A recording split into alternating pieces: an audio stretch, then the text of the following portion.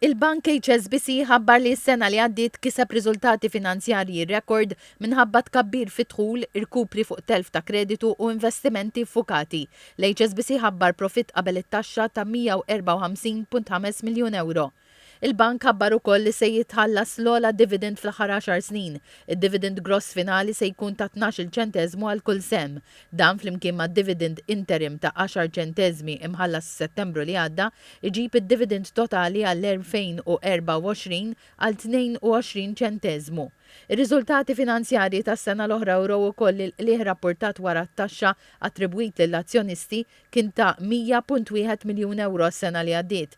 Il-Bank HSBC ħabbar ukoll li d-depożiti tal-klijenti żdiedu b'16.8 miljun euro għal 6,158 miljun euro, filwaqt li s-self net u l-avvanzi lill-klijenti naqsu b'210.7 miljun euro meta mqabblin mas-sena l-oħra. Il-kap eżekuttiv tal-HSBC Malta Jeffrey Fitch għalli l-linji tan-negozju kollha tal-bank irrapportaw tkabbir fit-dħul u klijenti matul is-sena li għaddiet.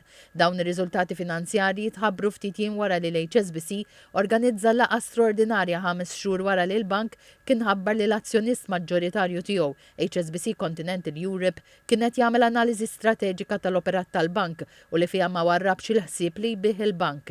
Dwar dan TVM News staqsa lil Jeffrey Fitch jekk minn meta ħarġet l-aħbar ftit xhur ilu il-bank HSBC rax effett fuq id-depożiti jew tnaqqis ta' klijenti. We have no news on the review. However, it's had no impact in our business.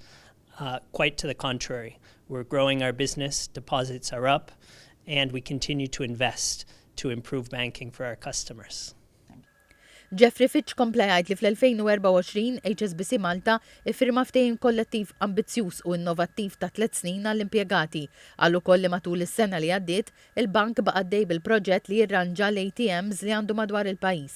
Iċ-Chairman ta' HSBC Malta, Manfred Galdes, qal li l-banku determinat li jkompli jżomm il-bażi kapitali b'saħħitha waqt li jirrikonoxxi l-importanza tas-semm lill-azzjonisti.